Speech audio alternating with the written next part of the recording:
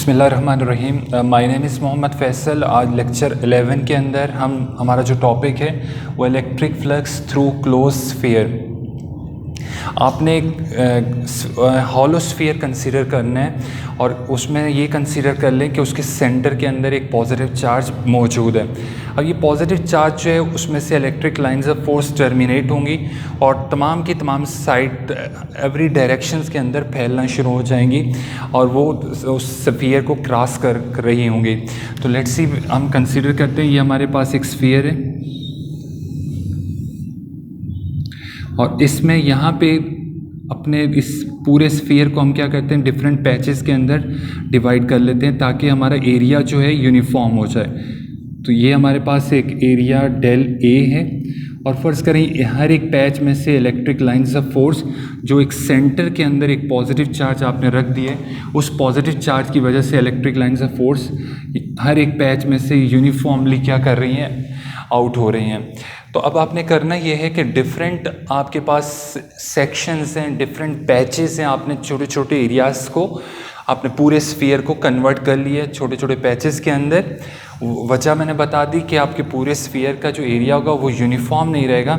हम उसको यूनिफॉर्म बनाने के लिए छोटे छोटे पैचेस के अंदर हम डिवाइड कर लेते हैं। उसके बाद जो टोटल फ्लक्स होगा इस केस के अंदर हम ये कह सकते हैं कि ये जो सिंबल यूज़ कर रहा हूँ समीशन का और इधर फ्लक्स का मैं सिंबल यूज़ कर रहा हूँ, यानी कि तमाम फ्लक्स तमाम के पैचेस की वजह से जो फ्लक्स होगा टोटल उस सब का जो सम होगा वो हमारे फ्लक्स के बराबर होगा। यहाँ पे फ्लक्स का फार्मूला आप जानते हैं क्या हो रहा है, क्या होता हमने पढ़ा था, वो था ई डॉट डेल ए पढ़ा था। अब डॉट को जब हटाते हैं हम लोग तो क्या आता है, कॉज ऑफ थीटा आ जाएगा। उसके बाद delta A cos of theta. अगर हम ये कंसीडर कर लेते हैं कि आपके एरिया और इलेक्ट्रिक लाइंस के दरमियान जो एंगल है वो 0 डिग्री बन रहा है, तो इस केस के अंदर हम 0 पुट कर देते हैं यहाँ पे। तो आपके पास summation E del A cos of 0 degree हो जाएगा और कॉस 0 जो है आपके पास जो है वो क्या होगा, 1 के बराबर होता है। आप अब इलेक्ट्रिक लाइंस यूनिफॉर्म है, स्फीयर के अंदर एक ही चार्ज है, उसमें से हर डायरेक्शन के अंदर जो है इलेक्ट्रिक लाइंस सेम ओरिजिनेट हो रही हैं। तो आप जब कांस्टेंट है ये वैल्यू तो आप इसको इस सिंबल से बाहर ले आएँ तो E is equal to summation del A रह जाएगा आपके पास। ये टोटल फ्लक्स आ गया। अब ये जो चीज़ है आपका ये स्फीयर का एरिया है और स्फीयर के एरिया के बारे में आप जानते हैं कि वो किसके बराबर होगा। हमेशा याद रखिएगा किसी भी स्फीयर का जो एरिया होगा वो 4 पाई आर स्क्वायर के बराबर है। आर जो है उस स्फीयर का रेडियस है कि वो स्फीयर के रेडियस की वैल्यू क्या है, तो वो आर को अगर आप का स्क्वायर लेके 4 पाई से मल्टीप्लाई करेंगे तो उस पूरे स्फीयर का आप क्या कर सकते हैं, एरिया फाइंड आउट कर सकते हैं। तो इसकी जगह आप ये वैल्यू पुट कर लें एरिया की, तो ये आपके पास आ जाएगा 4 pi R square. Electric intensity के बारे में हमने एक फार्मूला ड्राइव किया था के क्यू अपॉन आर स्क्वायर, या के की जगह आप जो वैल्यू ले सकते हैं वो चीज़ जो है वो क्या है आपके पास 1/4 पाई एप्सिलॉन नॉट है, कांस्टेंट जो के की वैल्यू होती है। तो ये ई की पूरी वैल्यू है 1/4 pi epsilon not Q upon R square और multiply by 4 pi R square. तो यहाँ से जो चीज़ कैंसिल हो रही है वो कैंसिल कर दें आप लोग, आर स्क्वायर से रिड्यूस हो जाएगा। तो सिंपली जो आपके पास चीज़ बच जाएगी वो क्या होगी, आपके पास flux is equal to Q upon epsilon not. तो ये आपके पास टोटल फ्लक्स जो होगा किसी भी क्लोज स्फीयर के अंदर। तो आप देख सकते हैं कि जो कोई भी स्फीयर है या कोई भी शेप आप कंसीडर करेंगे तो आपका जो फ्लक्स होगा वो शेप के ऊपर डिपेंड नहीं कर रहा होगा, वो सिर्फ और सिर्फ इस चीज़ के ऊपर डिपेंड कर रहा है कि आपने उस शेप के अंदर कितना चार्ज इनक्लोज करके रखा हुआ है। आप मोर द चार्ज जो इनक्लोज करेंगे किसी भी शेप के अंदर, more the flux will be.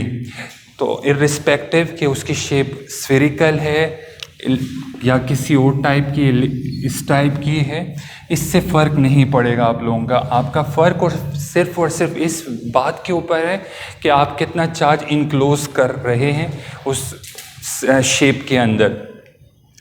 उसके बाद एक नेक्स्ट टर्म है आपके पास electric flux density. Electric flux density क्या चीज़ है?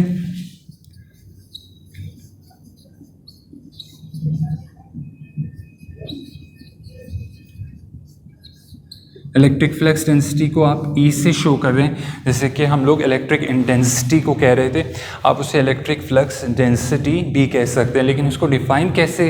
वहाँ पे हमने ये कहा था कि force per unit charge is called electric intensity, और यहाँ पे हम इलेक्ट्रिक फ्लक्स डेंसिटी के केस के अंदर हम इसको डिफाइन यूँ करेंगे, the flux per unit area is called electric flux density.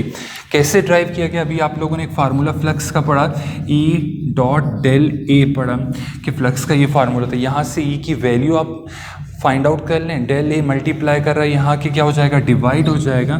Flux del A is equal to E, this implies that E is equal to flux upon del A. तो आप इस मैथमेटिकल एक्सप्रेशन से electric flux density को क्या कर सकते हैं? Define कर सकते हैं कि जो electric flux density will be the flux per unit area. और अगर यूनिट की बात करेंगे हम इसकी इलेक्ट्रिक फ्लक्स डेंसिटी की, तो सेम वही यूनिट आप ड्राइव कर पाओगे जो हमने इलेक्ट्रिक इंटेंसिटी की थी। फॉर एग्जांपल फ्लक्स की बात करें तो उसकी यूनिट हमने न्यूटन मीटर स्क्वायर पर कूलम है, जबकि एरिया की क्या है? मीटर स्क्वायर है। ये वैल्यूज़ यहाँ सब्स्टिट्यूट कर लेते हैं तो इससे उसकी यूनिट आपके पास आ जाएगी।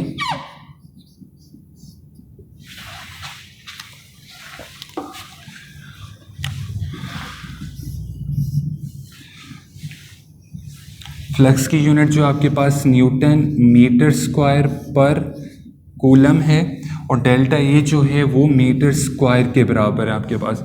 ये कैंसिल हो जाएगा, तो अगेन जो है इलेक्ट्रिक फील्ड इंटेंसिटी की यूनिट आपके पास क्या आ रही है? न्यूटन पर कूलम आ रही है। तो आज के लेक्चर के लिए इतना ही, बाकी इंशाल्लाह हम नेक्स्ट लेक्चर के अंदर देखेंगे।